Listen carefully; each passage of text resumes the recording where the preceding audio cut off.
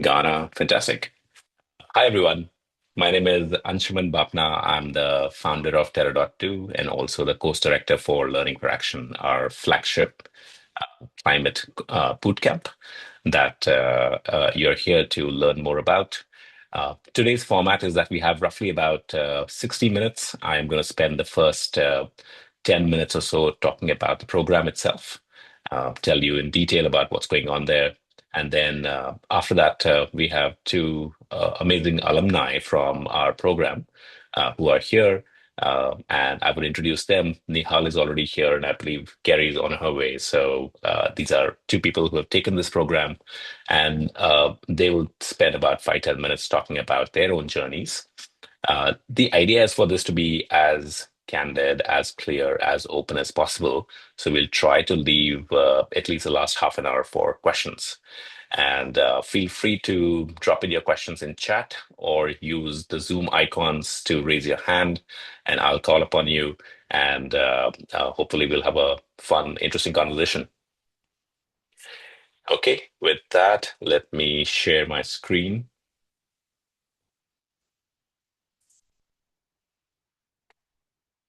Can everyone see my screen? Okay, perfect. Thank you. Yes, thanks. Great. So the program that we run is called Climate Change Learning for Action, and the idea is for you to be able to get to the point where you are already asking this question about how you can work in climate, how you can bring your skills, your talent into climate work. Or if you're already in climate, then deepen your commitment to it, build a network, and so on. That's what this program is. And it's actually a program that we have run for a very long time. It's been 5 years since we've been running this program. And we've had 34 cohorts go through this, about 5,000 different alumni from 86 plus countries. And I think one of the most fun parts of it is that we name every one of our cohorts after an endangered species. And we started out with the monarch butterflies. We've gone around the entire alphabet, come back, and right now, the current cohort, which is running right now, is called tapirs, after the animal. So our next cohort is going to be the U cohort, which is going to start in January, and I'm excited to see at least some of you there in that cohort. So just to give you a sense of what the program is all about, it has a few very interesting elements to it. One is that it has this hybrid nature to it, which is it's asynchronous in the sense that we have extremely high quality classes that have been written by climate experts, academics, but also practitioners that take you through the full arc of what climate is all about. So we spend a decent amount of time on climate science, but we also talk about climate impacts and then do a lot of work in climate solutions. These are all classes that are already created. They get unlocked for you every week, and I'll go through all of this in more detail later in the slides. But there's also, and this is very important, an interactive element to the entire program, which is we have weekly live guest talks and expert-led live labs with a smaller group of about 15 to 20 to 25 people in each of those groups. What that does is that it creates very strong connections, not just to the material itself, but also to other people who are in the cohort with you. We get this question often, which is time required. This is our recommendation is 6 to 10 hours per week. What really happens is that there are some topics that you want to really go deep dive on, and you end up spending more time than that. And some topics you are happy to just do a quick summary and move on from. And that's totally fine because you have access to this entire learning course and all its materials and all its updated versions for life. So you don't have to kind of rush into anything. You can always come back to it later, a year down the line, etc. Um,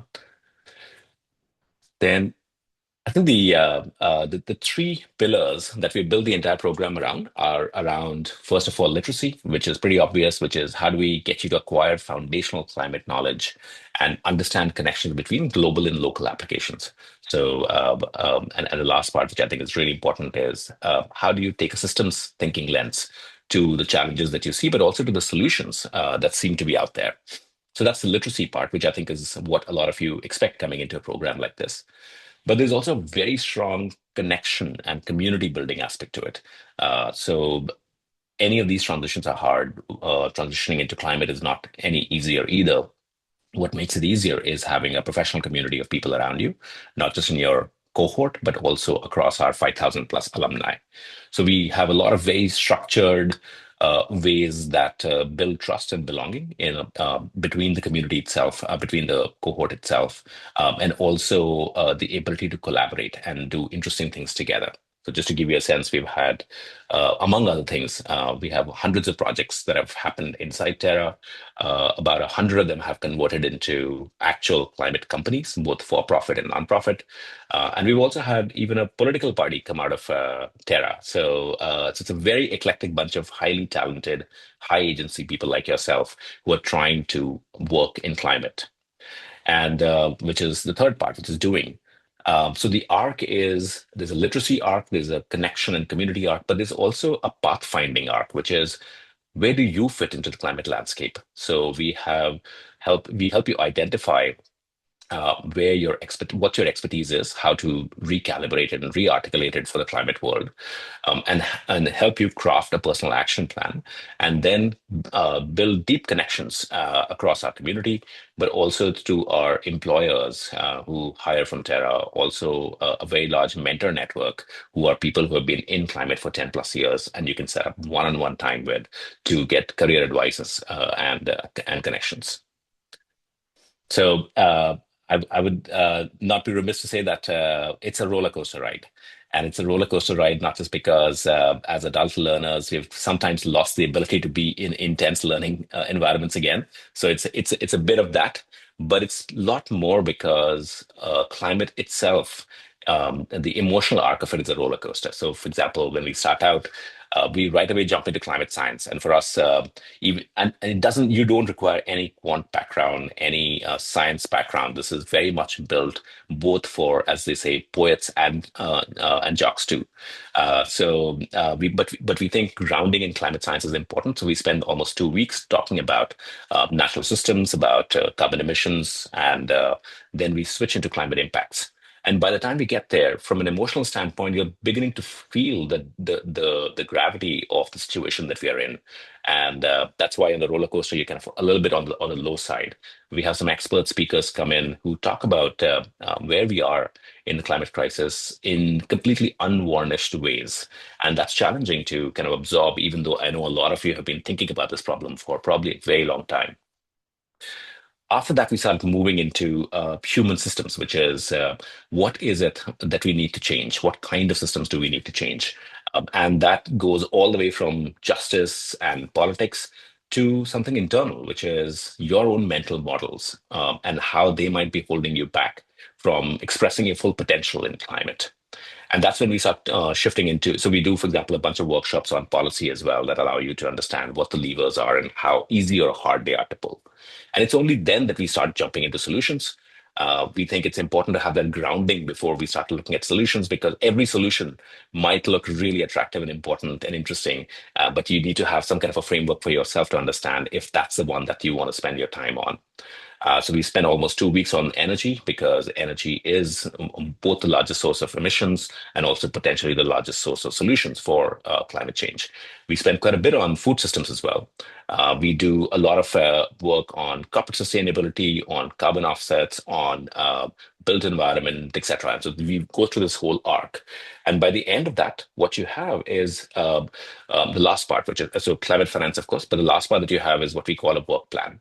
And a work plan is essentially your well researched commitment to yourself and to your peer group and to your instructor on how you're exactly going to transition into climate over the next 6 months. And this can get pretty specific, and that's actually one of the key secret sauces of how these transitions end up happening, because it gives you a very strong clarity on what you need to get done, but also a very strong set of accountability measures with your peer group to get that done over the next 6 months when the program is no longer running, but you're still very much part of the community. So just to give you a sense of how we do this end of course survey and at a survey at the beginning, in which we talk about how people are feeling about climate change. When we start out, this word cloud looks very different. It has anxiety and a sense of overwhelm written all over it. And by the time we're done, this is where we end up. So what we want is this, which is a sense of motivation, not false optimism, but a sense of motivation, a sense of determination. And we think the cohort does a pretty good job of getting you to travel that arc. We've had LFA graduates do all kinds of interesting things. I already mentioned to you the 100 for-profit and nonprofit startups. They get great jobs. They make incredible employees, start impactful businesses, and so on. But one of the things which is very clear for us is that climate action does not necessarily need to look like finding a new job. It very much it also looks like bringing climate to the work that you already do. And it also looks like activism and volunteering in your own communities. So for us, action has to span this entire spectrum for us to start to make meaningful impact. So this is just kind of a reminder that what you need is, and this is what the program is built around, is that you need literacy for sure. You need to understand both the problem and the solutions, but you also need a community and a professional network you can tap into. And and third is kind of a self-reflection, which is you need to understand your skills and interests to help you find the right thing in climate. And of course, the tactical stuff around that. So just this is a slide that we put together because we get this question a lot about what specific support we have for job seekers. So roughly half of all people coming into the LFA program are looking for a climate job. Roughly a third of them are a third of the entire cohort is looking to bring climate to the work that they already do inside their organizations, and the rest are people who are looking to start companies or just kind of deeply understand what's going on. So specifically for job seekers, we have a lot of things that are going on as an example. So we have everything from a resume rewriting workshop to a masterclass on how to use LinkedIn and how to use job searches really, really effectively, including using AI tools now. We have a bunch of office hours.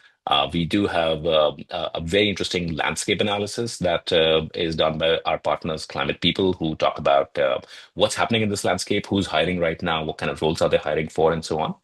And plus, in addition to that, you have access to these three things, which is you have access to our mentorship program. So these are about 300 mentors, as I mentioned, who are in climate already for many, many years that you can set up one-on-one time with both during and after the program. We have a community of 5,000 alumni, actually more like 7,000 alumni on Slack now, whom you can directly reach out to, but we also have structured ways for you to kind of interact with them. And we have a community team whose job is to basically get you connected with these people in the most effective way possible. And we run a job board which has thousands of companies which are hiring for climate roles. Now, just to give you a sense of what this looks like in terms of outcome. So we manually reviewed about 2,000 plus people who taken part in the program in the between 2020 and 2023, and we're kind of updating that right now. But roughly half of our LFA graduates at the time of our analysis were working in full-time climate roles. And there's a bit of a time effect as well, which is earlier cohorts is almost two-thirds of the people are working in climate, and cohorts which have happened recently are a smaller fraction, as you can imagine. LFA also trains leaders. So 25% of career transitions were individuals who were either starting organizations or landing a senior level leadership role at a larger organization. And one of the classic stories that I talk about is that someone who was a senior product manager at Meta came a couple of years ago to Terra with the view to leave Meta to go and work on a climate job.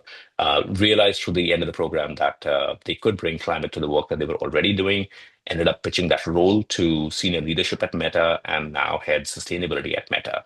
So that's the example of the arc that is not something that you might be anticipating at the beginning, but might very well be the outcome at the end of that.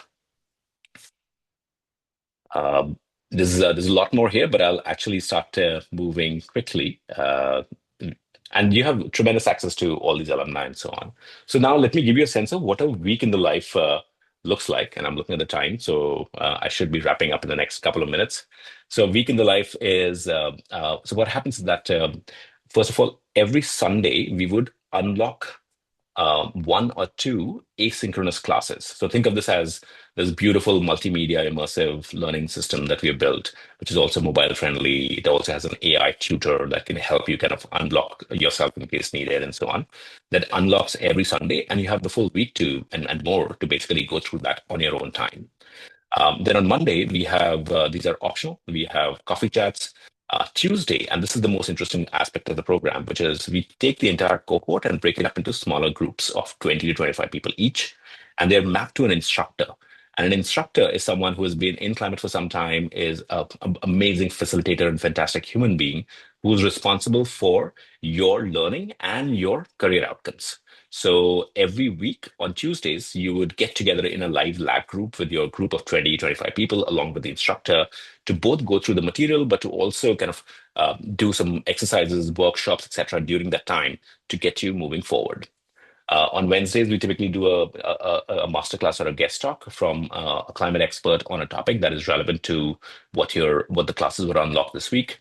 And then there are a bunch of things that happen on Thursdays and Fridays, which are all optional. Everything is recorded, so therefore, in case you miss, that's totally fine. Specifically for for labs, we give you, because we have such a wide cohort from across the entire world, we give you 6 to 7 options to choose from in terms of time so that you can make that time work for you given your own personal and professional setting. We have assignments. So you thought you were done with them when you were done with college. Unfortunately, not. But these are really fun assignments, and 5 of them are required. 3 of them are individual, 2 in teams, and these are essentially exercises to help you reflect. So one of my favorite ones is, for example, this one, which is the very first one, which is a visioning exercise on what happens if tell us the story if by 2040 climate change has been solved, tell us what happened and tell us the role that you played in. And again, the idea is not to use AI. By all means, use it as a thought partner, but the idea is for you to actually think about this because this starts to deepen your own understanding of what you bring or want to bring to climate solutions. With that, I'll wrap up. Just to remind everyone, the next cohort starts on Jan 26th. The application deadline is 10 days before that. What we do is that, so a couple of important things about the application. First of all, it's a very short application, should not take you more than 5 to 10 minutes at most. The main thing we are checking for is that, are you serious about working in climate? We actually don't care about what colleges you went to or what, none of those things. We want more of you to come in, which also means that we try to make the program as financially accessible as possible. So we already do different pricing for developed and developing countries, but we also have a lot of financial aid that we offer. And in the application itself, we ask you, it's a bit of an honor code kind of system. So we ask you, would you need financial aid? And if you would, then what's the minimum you would need? And again, we're trying to spread that scholarship money across as many people as possible. So just please be cognizant of that and let us know, and we'll try to make it work. You can also pay in installments. And the first 3 weeks, you can come in and you can experience the entire program. And for whatever reason, if it's not working out for you, you can ask us for a full refund and we'll be happy to do that. Okay, these are some examples of just some of the keynotes that have happened. Danny Kennedy just literally, well, metaphorically lit a fire in the October cohort, talking about what's happening with the solar revolution, specifically in the global south. We have Dr. Zach Libb, who has come in a couple of times to talk about what we know today in 2025 in terms of climate science, and especially what's happening in the US with a lot of the funding being cut for climate science, and what's the path forward from there. Belen is a dear friend who has been doing some incredible work in the Amazon with indigenous communities to halt deforestation, and is a central part of a lot of what happened in the COP30 right now. And Dr. Fadel Kaboub, for example, was talking about what's happening in Africa and how Africa could actually make the case for a transition which is not like the transitions that we've seen in other parts of the world. So again, incredible speakers with incredible backgrounds that come in for this program. So with that, I will stop and I wanted to introduce our first alumni who is joining in right now. So Nihal is joining in from Bangalore right now, and Nihal would love for you to kind of introduce yourself, talk a little bit about your journey, and we'll go from there. Absolutely. Thanks, Anshuman. I think very, very good days that you just described through the entire LFA process that I've also gone through. And I think I was able to connect with a lot of whatever you were saying. And I think I'll talk a little bit about how all of that came together as well. But hi, guys, and thank you so much for joining and being here to listen and probably interact with all of us. And my background was in material science engineering, post which I was actually an energy derivatives trader. So I kind of worked in the derivatives markets, both in fossil fuels as well as everything energy. And I think just looking at the kind of demand supply that that was happening globally, both in the markets in Europe as well as in US, and given the kind of consumption happening in India, was an eye opener for me because I think despite all of uh, the regulations and despite all of the chatter from corporations around net zero goals and around how we were transitioning out of the consumption of fossil fuels, really I was actually buying and selling some of this oil and gas, and I think that really made me realize how much of consumption was actually taking place globally. And that is when I started exploring a career where uh, I would get an opportunity to probably use some of my skills that I had built up over the years, both in engineering and later in the financial analysis space, to actually be kind of useful to the world and wanted to do good to the environment and the entire energy transition piece. But I didn't know where to start because, given my work experience, I don't think that would have been a natural fit into any of the other mainstream roles that people hire for generally. So that is when I came across Terra. I think it was LinkedIn for me, where I saw a few people who were very actively working in the energy space in India who were Terra alums, and that made me kind of go back and figure out what LFA was about. And I did my research and then quickly signed up, quickly thought that, hey, you know what, like, let me give it a shot and let me figure out what this is and what the, let's say, the transition probably looks like globally.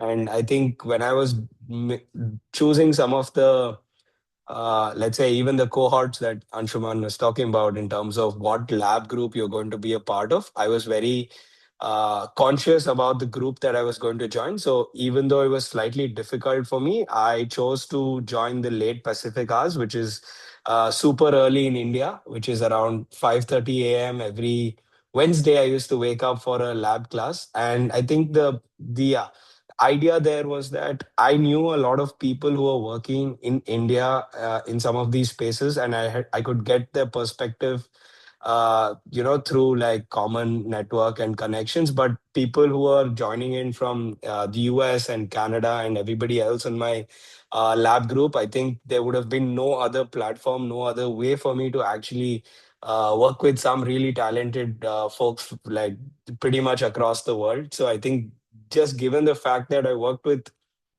this group over the 10-12 week program where we did a lot of the projects together, like Anshuman was talking about the three group projects as well. I think a lot of intercollaboration, which kind of gave us a perspective about how people viewed some of these global challenges, but with like a local lens as well. So I think the way we look at let's say water and like drainage systems in India was very different from what some of my teammates in Canada looked at, right? So I think that gave me a lot of perspective about uh, what uh, what actually exists and how people everywhere are looking at it. And I think a lot of uh, perspective about California and the islands on the American islands as well, which is something that I've only read about and have never got to experience other than from some of these teammates. So I think that global perspective really opened up my lens, and then I also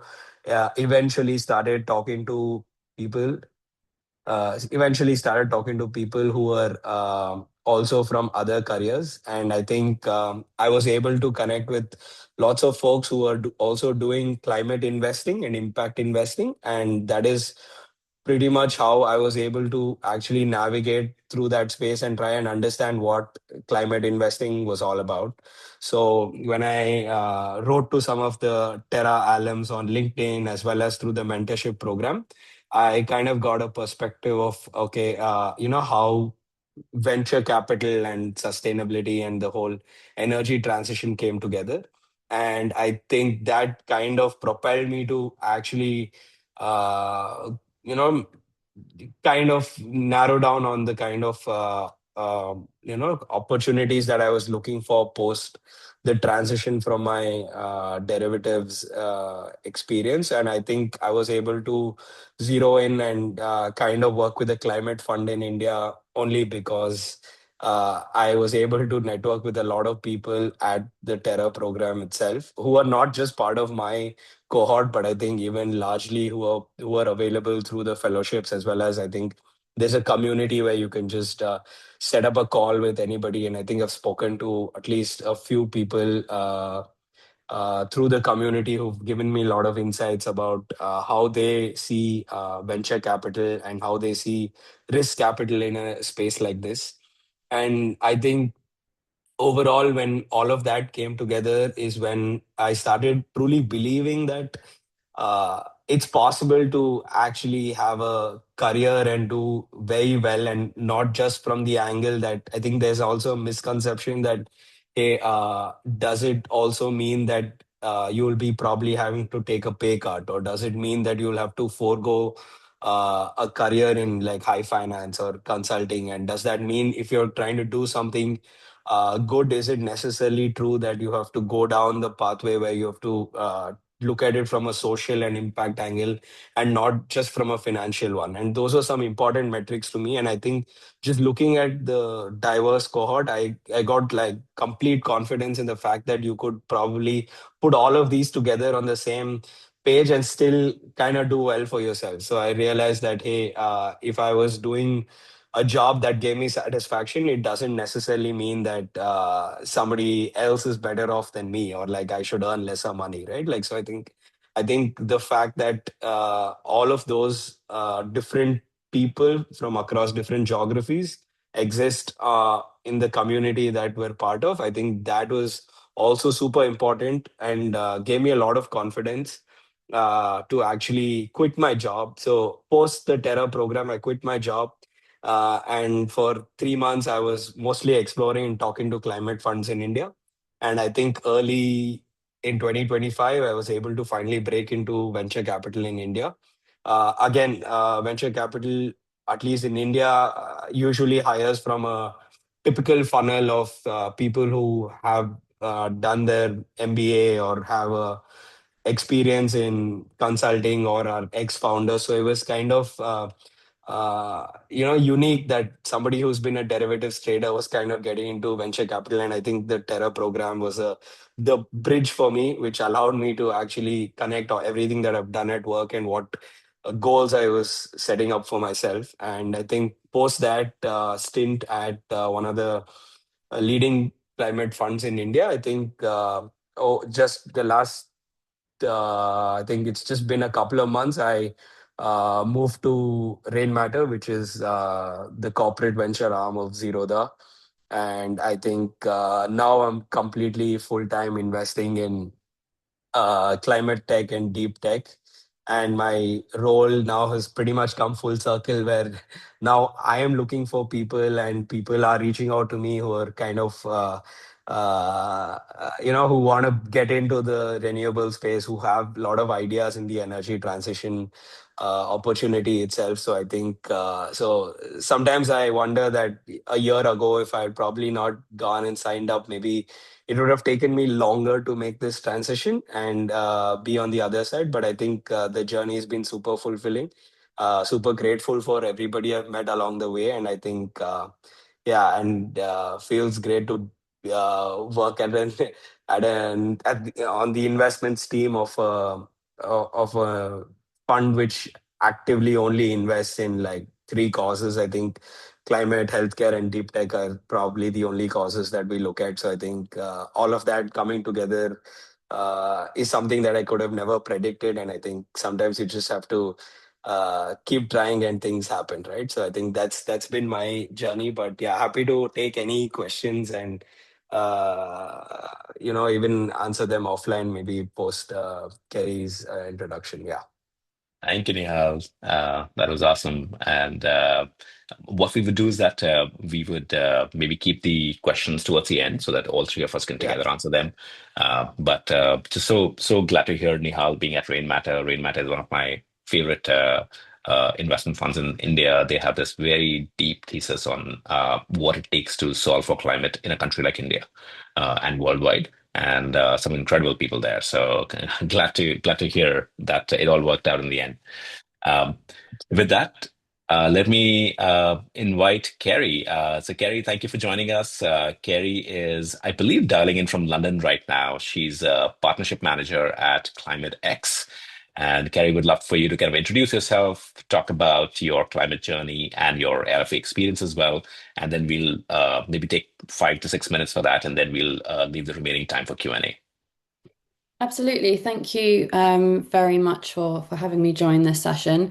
But yeah, I guess just to set the stage a little bit, I tuned into one of these open house sessions at the start of the year. So it was in January after I set myself a New Year's resolution that this would be the year that I started working on climate. So I kind of came in not really knowing what to expect. But I took the leap, and I think one of the biggest things that sold me on Terra in general was just the emphasis on community.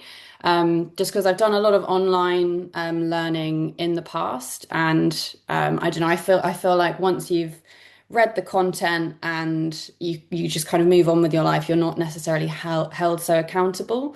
But it was just this, I guess the emphasis on being able to network and make those connections would just really hold me accountable to that New Year's resolution. So prior to working on climate, I've always worked in kind of fast growth technology businesses in the e-commerce sector. And I thought, well, how do I transition away from like e-commerce, which I really really loved, but doing something that maybe more aligns with my personal interests. So I kind of use Terra as the opportunity to learn about various different elements of the climate industry as a whole, and it's incredibly wide ranging. And there were lots of sometimes I guess it felt a bit overwhelming, like where do I get stuck in and where are my strengths going to align here. So then, yeah, I guess kind of week on week, you're learning a bit more, you're getting to chat to people that have experience working in all these sectors. And that's kind of where I figured out that maybe the adaptation side of things may be more closely aligned with my strengths, and specifically, fast growth technology that supports the adaptation space. And really, I guess there was a lot of Googling, and Climate X, funnily enough, popped up pretty early on with the name Climate X. And yeah, they are a Series A company that are just doing some really, really cool things in the adaptation space, helping businesses adapt to the world that we unfortunately find ourselves in. Particularly, financial institutions that underpin the way that the global economy really works, helping them to pivot into this new world. So yeah, partnerships role is something I've always done, and this space needs it just as much as any other. So yeah, I'm really excited to be able to bring all of that knowledge that I'd learnt through all those years in e-commerce technology, and bring that into this sector. So yeah, that's like kind of a lightning whistle stop tour of my experience today, and I'd be really really keen to give back to the Terra community, because I feel like I wouldn't be doing what I'm doing today without having had the chance to reach out to all of these different people and just be supported and guided down this specific path. And I think for me, one of the biggest joys is, well, firstly, I managed to keep a New Year's resolution for the first time in my life. But also because it so closely aligns with my passions, I'm just so excited to tell people what I do for work, and what I spend, the largest portion of my life doing is working. So yeah, I'm just buzzing to be able to do that now. Thanks so much, Kerri. That was amazing. I clearly you're on a streak right now to for your New Year resolution. So I hope you have a big one for 2026 as well. Thank you for joining us. So, folks, you can start asking your questions both for Kerri and for Nihal and me. Feel free to put them in chat if you want, or raise your hands using the Zoom icons. And while you're doing that, just wanted to share that both Kerri and Nihal have essentially a discount code or a referral link that they can share with you that will give you, I believe, 20% discount on the program itself. So, Kerri, Nihal, whenever you get a chance to post that here in chat, that'll be great. We'll also send that to you over email as the recording for this open house. But with that, open for questions. Uh, Kirsten has a question, which is LFA possible to do next to a master's degree in something else? Uh, Kerri, Nihal, in case you want to take that, I'm happy to kind of jump in with my thoughts too. Yeah, I guess so. I was working full time alongside doing Terra, and like it is quite. I guess you get in, you get out, sorry, whatever you put in. So if you really want to make the most of being a part of the Terra course, I'd say it's good to have enough time that you do dedicate yourself to it properly. But yeah, I was able to balance a full-time job at the same time. So yeah, I guess it's you and your schedule and your priorities, but it's definitely possible. Maybe one thing that I can add is that, and I don't know, Kirsten, if this is necessarily your question, but we see a reasonable fraction of people coming in who are either about to start a master's program or are considering starting a master's program in environmental sciences or in something related to climate change. And for them, this program becomes like a boot camp before the master's program. And it might seem repetitive, but what really happens is that LFA ends up taking you very quickly through the entire arc, plus bringing you this whole professional network. So we've heard from people who have gone on to then subsequently do masters, is that they were able to be a lot more focused in what they wanted to achieve out of their master's program because they were already clear what struck out at them when they were doing the LFA program. So that's another outcome, which is interesting. Tejas has a question on, could you please let us know a little bit more about the live lab group sessions, the specifics of it? Uh, maybe I can do the logistics of it, but Kerri and Nihal, you can maybe share the vibe of the thing, which is probably also what they just would be interested in. So, this is coming in from the belief that, as you know, asynchronous programs don't work. Very little completion rates. People drop off all the time. More importantly, they don't feel like you get a chance to actually really get nuanced about some topics that only happen through discussions, with someone who's actually been through that material themselves. Um, so the live labs are 90 minutes every week. They are led by one of our instructors. Your typical live lab group will have about 20 to 25 people. And the typical session, the time is roughly spent, we kind of split it into two. So one part of it is essentially some kind of a workshop that we do that just makes the content that we're going through right now just come alive. So, for example, one of the workshops that we do during the week that we're covering climate policy is using a tool called En-ROADS. And En-ROADS is the simulation tool that MIT has built where you can move a lot of levers up and down to try to get to some kind of an emissions target or a temperature target. And in the process, when you're doing that, an expert facilitator like our instructors help you understand the nuance of what's happening. Why you thought, for example, you might come in and thinking that look, if we just do enough carbon offsets, we might be able to get to that number. Turns out that, well, you make a very small dent in that number, et cetera, et cetera. So that kind of discussion is the first half of the lab. The second half of the lab is actually a lot of kind of group, peer-to-peer kind of learning, and also one-on-one learning between the instructor and the learners themselves. But it's very fluid. So the idea is for this to be almost like a study group for people to engage and find it a safe space to discuss the questions that they have. Nihal, Kerri, in case you want to add anything. Yeah, no, absolutely, Anshuman. I think the lab groups were where I got a lot more perspective, because I think that's where we had to kind of come together and look at a problem from multiple lenses.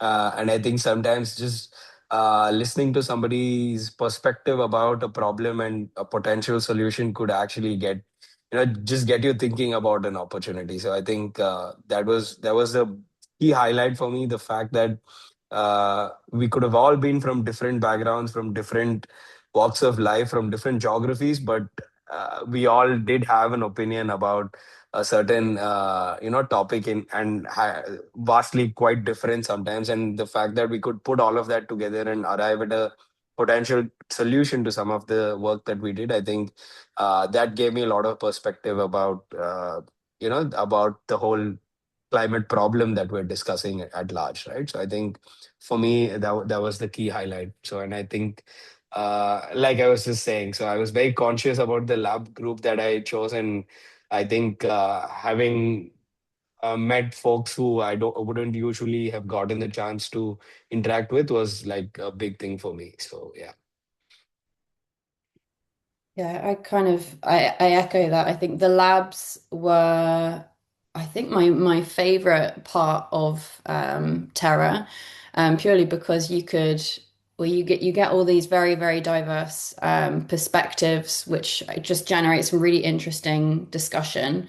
But also, I guess it helps compound the knowledge that you've acquired through all the course material as well. So, and I'd say they are very inclusive environments. We had a fantastic instructor who just did an excellent job calling on all of us, allowing everybody's voices to be heard, and everybody's opinions to be shared. So, yeah, I think the labs were my favorite part. And I would, if you're going to do it, do try and join live. There were a couple of occasions where, due to other commitments, I would just watch the recording. But I feel like the weeks where I was able to join the labs, I feel like I learned a lot more in those weeks. We have another question from Sarah, which is I'm guessing many graduates are finding careers that align with their existing skill sets. For example, Sarah, it seems like you are a software engineer in tech. How would you think about going back to school for a climate master's to learn more fundamentals versus just applying your existing skill set to a role in climate change? If either of you want to take it, and then I'm happy to jump in.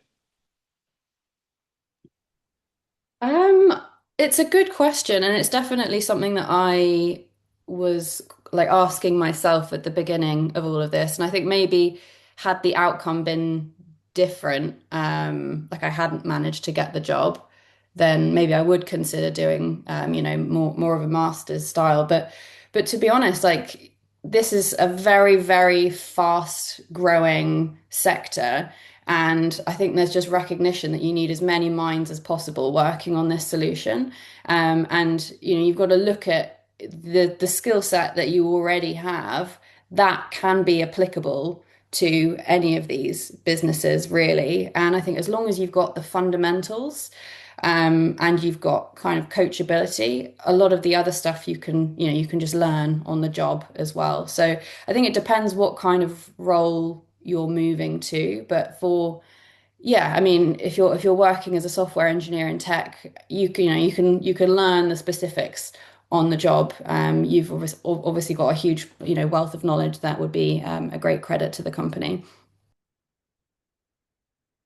I think, Sarah, one more thing that I would add is that we've built LFA as kind of a compressed master's program. So it is exactly for that reason, which is, and this is, maybe I'll connect to my story, which is I had been outside of climate, worked in tech and been an entrepreneur for many years, and then really wanted to work in climate and considered doing a master's myself, but also realized two things. One was that I do feel that typical academic programs are actually out of touch with how fast paced climate is, and everything in climate is changing at such a rapid velocity that I needed something that was a lot more practitioner focused and very compressed. But second, also it was very. I mean, I'm a Stanford University grad, and it's a rich university. But even there, I feel that they don't do a good job connecting up the network of alumni to each other. And for me, it was very critical to understand, and I know that community and network is what really matters to make these transitions happen. So in a way, we built LFA as kind of a substitute for master's programs and saying, can we build a smaller, more compressed and higher outcome oriented program? Because we just don't have time to have everyone go through years and years of learning before they actually get deployed in climate. We have to kind of compress that time frame. Lots of questions coming in. There is, let me see.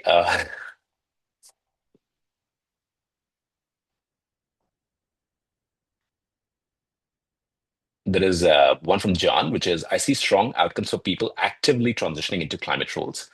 For folks who already have senior experience, established domain expertise, where have you seen LFA add the most incremental value? John, maybe I can take this one quickly. So roughly, so our kind of a cohort is bell-shaped curve. So the vast majority of people are between 5 to 15 years of experience, and there are some folks who are early career and some folks who are kind of later in their careers, like I am. And the biggest value add that we've seen is actually in two places for folks who have had a lot of domain expertise. One is for them to be able to step back and kind of and essentially build their point of view on which sector in the climate economy do they want to apply their domain expertise to, because there's a lot. So just to give you an example, we do a survey at the beginning of the cohort and at the end of the cohort of what sectors or specific topics in climate people are most interested in working in. When people come in, these are typically the areas that you hear a lot about. So carbon offsets, carbon dioxide removal, for example, shows up inordinately high amounts of time when people are coming in. But when people are leaving, at that time, food systems is actually our number one sector. And that's because people realize that it's both a very large source of emissions, but also underserved in terms of attention and capital and talent, and also something that emotionally speaks to them. So that's an example of one thing that we help people who are fairly senior in their careers also understand. And second is that the network is incredible. So uh, uh, we just to give you a sense, we've had I think 3 billionaires go through the program. We've had Denmark's education minister go through this program. We've had a bunch of very well-known VCs, etc., go through the program, and so on, and industry leaders, along with farmers, high school teachers, policymakers, journalists, etc. And that's the intent of the program. So think of it also as a place to kind of learn both upwards and downwards from people who are even further along in your career, in their careers, and especially in climate, but also people like Kerri and Nihal, who are also relatively newer in their climate careers, but are also at the cutting edge of what's happening. So that's kind of would be my take.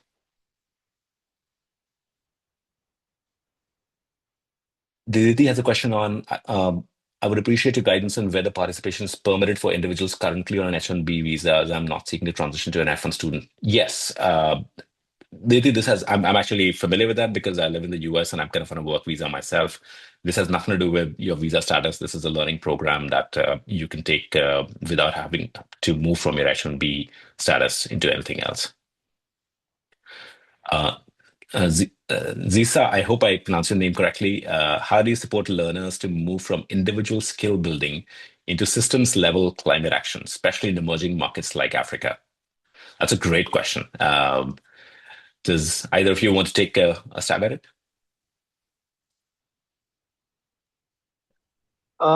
Maybe I'll try, but I think so if you paid attention to Anshuman's presentation, so there was a curve where you go through a throw before you actually get back up towards the end of the course. I think what that essentially means, or what that experience translated into, was the fact that I think somewhere along the journey, in probably the second month, I think all of us kind of realized what the problem actually was, and what kind of things that we didn't have at our own they didn't have in our own hands to kind of solve that. I think that is when I kind of understood that, hey, you know what, like this approach to climate itself cannot be individual focused, in the sense that, hey, I can pick up a particular skill, or go and do a particular masters, and that would mean that all of us could actually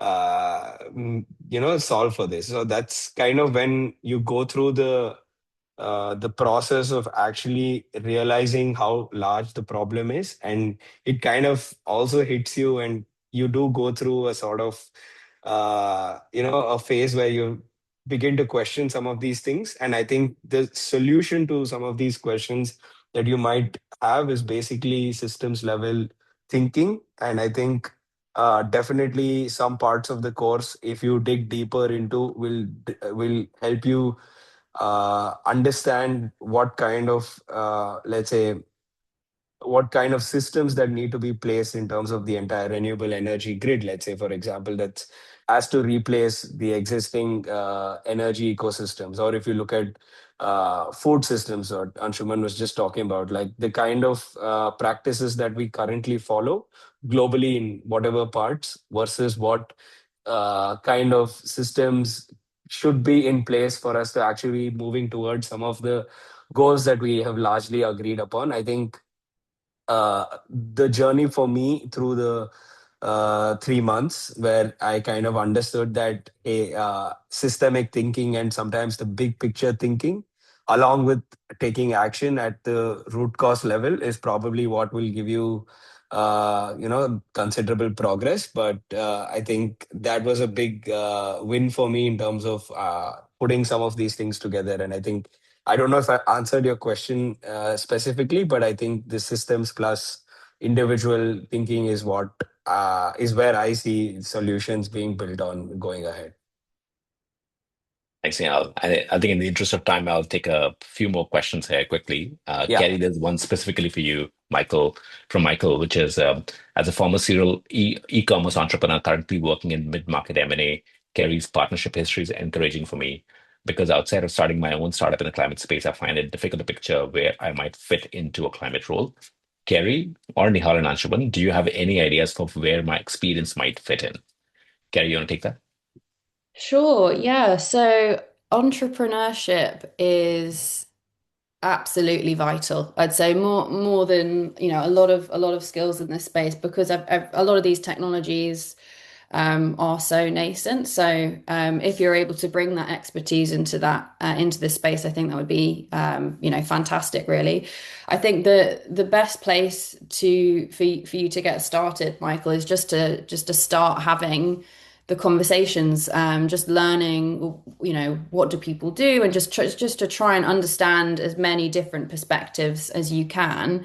And I think it's only when you start having those conversations you really kind of understand the full scope of the possibilities out there, but then also which ones resonate with you most closely. So yeah, I just start asking questions. Ask people for, a quick 15 minutes in their calendar. I think you'd be surprised how many people are receptive to that kind of thing. And yeah, just start to build upon your network, which is what Terra's so good at doing.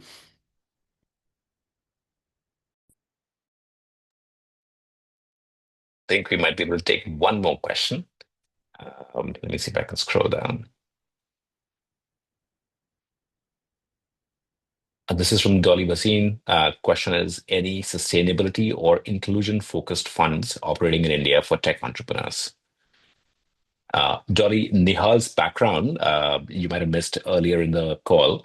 Nihal is working at this fund called Rain Matter, which is where climate and sustainability is one of their three pillars. But Nihal, if you want to add any more, that might be relevant for Dolly. Yeah, I think there are quite a few today who are just focused on sustainability as well as climate tech largely. But uh, I would say that you could just look it up on any of the databases where you could find funds operating in India, and probably just check for climate and deep tech boxes, and whatever classifies there could be a potential fund if you're planning to pitch to one of them. But I think otherwise, happy to put you in touch with anybody I can as well in the ecosystem. So you could probably just ping me on LinkedIn maybe. And I think if you're looking to speak to a specific fund looking at sustainability in India, I am happy to make that introduction. Great. I think we are almost at the end of our time. I just want to take a moment to thank Nihal and Kerri for joining this and spending an hour with us. Um, we'll share their referral links as well. So by all means, use that to apply for the program. Um, Nihal, Kerri, anything else do you want to add before we say bye to everyone? Yeah, I guess if you want to reach out, I'm more than happy to support with any follow-up questions people have. So feel free to grab me on LinkedIn. More than happy to chat. Okay, fantastic. Thank you, everyone. Thank you, Kerri. Thank you, Nihal. And I look forward to hearing from at least some of you for the January cohort. Take care. Bye. Thanks. Thank you, Anshuman. Thanks, Kerry. Bye. Cheers. Bye Thanks, bye. everyone. Cheers.